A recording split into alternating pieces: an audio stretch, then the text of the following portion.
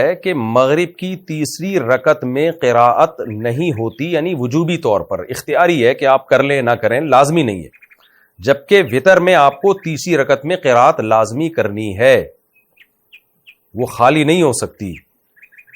اور یہ بھی مفہوم حدیث سے ثابت ہے، یعنی موقوف حدیث سے، صحابہ کے اقوال سے ثابت ہے۔ میں آپ کے سامنے یہ حدیث پیش کرتا ہوں۔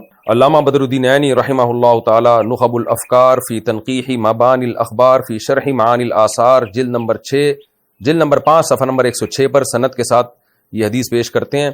حدثنا ابو بکر قال حدثنا ابو داود قال حدثنا ابو خلدہ قال سألت ابا العالیة عن الوتر فقال علمنا اصحاب محمد صلی اللہ علیہ وسلم او قال علمونا ان الوتر مثل صلاة المغرب غیر انک تقرأ فی الثالثۃ ھذا وتر اللیل وھذا وتر النہار۔ ابو العالیہ جو تابعی ہیں، یہ ابو العالیہ کون ہے، تھوڑا سا انٹروڈکشن میں کرا دوں آپ کو۔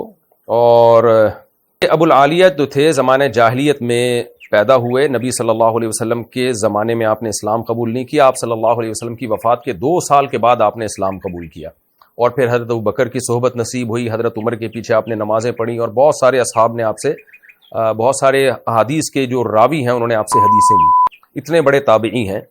یہ کہتے ہیں کہ ہمیں نبی صلی اللہ علیہ وسلم کے صحابہ نے یہ بات سکھائی، علمنا اصحاب محمد صلی اللہ علیہ وسلم کے ساتھیوں نے، صحابہ نے ہمیں یہ بات بتائی، ان الوتر مثل صلاۃ المغرب، کہ وتر بالکل مغرب کی نماز جیسی ہے، کوئی فرق نہیں ہے، غیر انک تقرأ فی الثالثہ، صرف ایک فرق ہے کہ وتر میں آپ کو تیسری رکعت میں قرات کرنی ہے، ھذا وتر اللیل وھذا وتر النہار، وہ دن کے وتر ہیں اور یہ جو ہم رات کو پڑھتے ہیں یہ رات کے وتر ہیں، سیم ہے۔ فرق کیا آ رہا ہے کہ تیسری میں قرات کرنی ہے وتر میں، مغرب میں تیسری میں قرات نہیں ہوتی۔ تو یہ مطلب ہے حدیث کا۔ اگر دوسرا مطلب ہم لیتے ہیں تو اس کی بھی تائید صحابہ کے آثار سے ہوتی ہے کہ نبی صلی اللہ علیہ وسلم نے یہ جو فرمایا کہ وتر کو مغرب کے مشابہ نہ کرو، تو اس کا مطلب کیا ہے کہ بالکل 100% مغرب کے جیسا نہیں بنانا، آپ نے تھوڑا سا فرق رکھنا ہے۔ وہ تھوڑا سا فرق کیا ہے کہ یا تو یہ فرق ہے کہ اس سے پہلے آپ نے نوافل بھی پڑھنے تہجد کے، یا یہ مطلب ہے کہ وتر کی تیسری رکعت میں آپ نے قراءت کرنی ہے، جبکہ مغرب میں عام طور پہ لوگ قراءت نہیں کرتے۔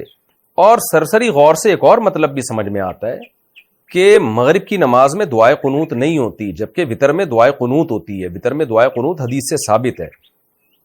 تو اتنے سارے مطلب نکل سکتے ہیں اور حدیث سے وہ مطلب ثابت ہیں، وہ ڈفرینس یعنی مغرب اور وتر میں اتنے سارے ڈفرینس حدیث سے ثابت ہیں، تو آپ ایک ہی ڈفرینس کو کیوں فوکس کر رہے ہو کہ جی قاعدہ نہیں کرنا آپ نے؟ یہ آپ کی اپنی تفسیر ہے۔ یہ تو بھائی صاحب نے جو دلائل دی ہیں یہ میں نے آپ کے سامنے پیش کر دی ہے، جس پہ انہوں نے کتنی زبردست ایکٹنگ کی ہے کہ جیسے برے صغیر میں اب تک ہم گھاس کھاتے رہے ہیں۔ بھائی اگر کوئی مسئلہ اختلافی ہو تو آپ ایک تو عامی آدمی اس کو بیان ہی نہ کرے، عالم بیان کرے اور اعتدال سے بیان کر دے کہ ہمارے سامنے یہ دلیل ہے جس کی بیس پہ ہم یہ کہتے ہیں، اور دیگر فقہا کے سامنے وہ دلیل ہے جس کی بیس پہ وہ یہ لوگ وہ رائے رکھتے ہیں۔ تو اب میں چلتا ہوں اسماعیل بھائی کی طرف، ہمارے دوست ہیں۔ اچھا، ان صاحب نے جو ہے نا قنوت کا مسئلہ بھی اٹھایا کہ ہم جو قنوت پڑھتے ہیں اللہم انا نستعینک کا، یہ قنوت بھی غلط پڑھتے رہے ہیں۔ قنوت تو اللہم اہدنا فیمن ہدیت ہے، اس پر میں آخر میں آتا ہوں۔ پہلے میں چلتا ہوں مسقط، ہمارے دوست ہیں اسماعیل بھائی، انہوں نے مجھے حدیث بھیجی، انہوں نے کہا مفتی صاحب میں تو حنفی تھا، ہمارے باپ دادا سب حنفی تھے، ہم 2 رکعت کے بعد تشہد پڑھ کے سلام پھیرے بغیر کھڑے ہو جایا کرتے تھے، تو اب میرے سامنے حدیث آئی ہے، حضرت عائشہ رضی اللہ تعالی عنہا فرماتی ہیں کہ نبی صلی اللہ علیہ وسلم وتر کی 2 رکعت کے بعد قعود نہیں کیا کرتے تھے، اور امام مسلم نے علامہ نووی نے اس حدیث کو صحیح قرار دیا ہے، اور یہ حدیث سنن نسائی میں بھی ہے اور بہقی میں بھی ہے۔ تو اس میں تو صاف ہے، حضرت عائشہ رضی اللہ تعالی عنہ فرماتی ہیں کہ نبی صلی اللہ علیہ وسلم وتر کی 2 رکعت کے بعد قعدہ نہیں کیا کرتے تھے۔ تو میں اس وقت اسماعیل بھائی سے مخاطب ہوں، اور ان کے توسط سے اور بھی بہت ساری دنیا کے مسلمانوں سے میں مخاطب ہوں کہ جو وتر کے بعد 2 رکعت کے بعد قعدے کو ناجائز سمجھتے ہیں، اور سمجھتے ہیں کہ اگر کسی نے 3 رکعت وتر پڑھنے ہیں تو 2 رکعت کے بعد وہ سیدھا کھڑا ہو جائے، بیٹھے نہیں وہ، تو ان سے میں اب مخاطب ہوں۔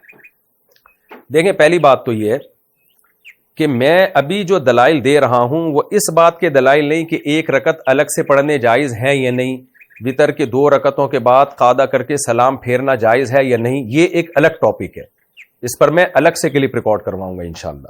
ابھی میرا ہدف یہ ہے, میرا ٹاپک یہ ہے کہ اگر کوئی شخص 3 رکعت وتر پڑھ رہا ہے تو 2 رکعتوں کے بعد قعدہ کرے گا یا قعدہ نہیں کرے گا. اس مسئلے کو کلیئر کر رہا ہوں.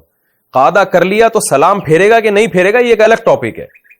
ابھی یہ کہ اکٹھے 3 وتر اگر کوئی پڑھ رہا ہے تو 2 رکعتوں کے بعد قعدہ کرے گا یا نہیں کرے گا. ہمارا دعویٰ یہ ہے کہ وہ قعدہ کرے گا اور سلام پھیرے بغیر کھڑا ہو جائے گا وہ. تو اب اسماعیل بھائی آپ سے میں مخاطب ہوں, آپ میرے مخاطب ہیں کہ یہ جو آپ نے حدیث پیش کی ہے یہ آپ دیکھ سکتے ہیں اسکرین پہ. حضرت عائشہ رضی اللہ تعالی عنہا سے روایت ہے کہ سعد ابن ہشام کو حضرت عائشہ کہہ رہی ہیں آپ صلی اللہ علیہ وسلم وتر کی 2 رکعتوں کے بعد بیٹھتے نہیں تھے. اسماعیل بھائی اس حدیث کی جو سند ہے نا وہ ہے عن قتادہ عن زرارہ بن اوفا عن سعد ابن ہشام عن عائشہ. یہ سند یاد رکھیں, بہت کام آئے گی آپ کے. حضرت قتادہ روایت کرتے ہیں حضرت زرارہ سے, زرارہ روایت کرتے ہیں سعد ابن ہشام سے, اور سعد ابن ہشام روایت کرتے ہیں حضرت عائشہ سے. یہ ہے حدیث کی سند. یہ سند اٹھائیں اور آپ صحیح مسلم میں سرچ کریں, پھر دیکھیں پوری حدیث کیا ہے. تو میں اب آپ کو اسی سند کے ساتھ یہی حدیث میں لے جاتا ہوں صحیح مسلم میں, اور دیکھتے ہیں امام مسلم نے اس کو کن الفاظ میں نقل کیا ہے, پوری حدیث کیا ہے. اب میں آپ کے سامنے صحیح مسلم کی پوری حدیث پڑھ کے سناتا ہوں. صحیح مسلم کی حدیث نمبر 746. اس میں حضرت قتادہ حضرت زرارہ سے اور وہ سعد ابن ہشام سے روایت کرتے ہیں حضرت عائشہ سے. لمبی حدیث ہے, آگے چلتے ہیں ہم. حدیث کے الفاظ ہیں وَيُصَلِّي 9 رَكَعَاتٍ. اچھا, اس میں پہلے الفاظ یہ ہیں کہ حضرت سعد ابن ہشام سیدہ عائشہ سے پوچھتے ہیں انبئینی عن وطری رسول اللہ صلی اللہ علیہ وسلم, اے ام المومنین آپ مجھے نبی کے وطر کے بارے میں بتائیں. یہ اسپیسیفک سوال ہی وطر کے بارے میں ہو رہا ہے. سیدہ عائشہ نے فرمایا نبی صلی اللہ علیہ وسلم یصلی 9 رکعات, آپ 9 رکعتیں پڑھتے تھے. لا یجلس فیہا الا فی الثامنہ, آپ اس میں نہیں بیٹھتے مگر 8ویں رکعت میں. فیذکر اللہ ویحمدہ ویدعوہ ثم ینہض ولا یسلم, آپ اس میں پھر اللہ کی حمد و ثنا کرتے یعنی التحیات پڑھتے جیسے کہ دوسری حدیث میں پتہ چلتا ہے. اس کے بعد ینہض آپ کھڑے ہو جاتے, سلام نہیں پھیرتے تھے. ثم یقوم کھڑے ہوتے, فیصلی التاسعۃ 9ویں رکعت پڑھتے. ثم یقعد پھر قعدہ کرتے, اللہ کی حمد و ثنا کرتے. ثم یسلم تسلیما یسمعنا پھر اتنی زور سے سلام کرتے کہ ہمیں آواز آتی, یعنی سلام پھیرتے کہ ہمیں آواز آتی اس سلام کی. السلام علیکم دوستو, ہمارے چینل کو صلی اللہ علیہ وسلم 9 رکعتیں پڑھتے, ان 9 میں 8ویں رکعت کے بعد بیٹھتے. یہ 8ویں رکعت حقیقت میں وتر کی دوسری رکعت تھی, اور پھر تیسری رکعت کے لیے کھڑے ہوتے پھر سلام پھیرتے. اس سے صاف پتہ چل رہا ہے کہ سیدہ عائشہ حضرت سعد ابن ہشام کو جو نبی کا وتر بتا رہی ہیں, نبی صلی اللہ علیہ وسلم کا, اس میں بتا رہی ہیں کہ آپ 8ویں رکعت کے بعد بیٹھتے, سلام پھیرے بغیر کھڑے ہو جاتے, اور تیسری رکعت کے بعد آپ سلام پھیرتے. پھر آگے حدیث کے الفاظ کیا ہیں کہ ثم یصلی رکعتین بعد ما یسلم وهو قاعد, پھر آپ 2 رکعتیں پڑھتے بیٹھ کے.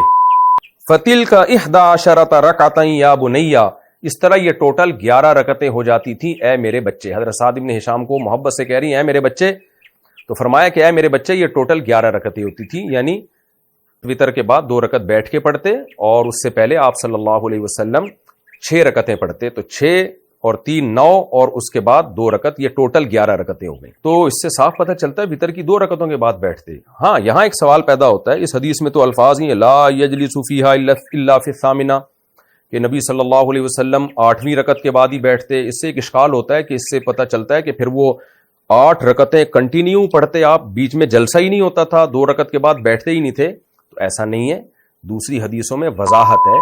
صحیح وہ کون سی حدیثیں ہیں وہ میں آپ کے سامنے پڑھ کے سنا دیتا ہوں, جس سے صاف پتہ چلتا ہے کہ نبی صلی اللہ علیہ وسلم ہر 2 رکعت کے بعد بیٹھا کرتے تھے. وہ حدیثیں میں بعد میں بتاؤں گا, وہ تو بہت مشہور ہیں.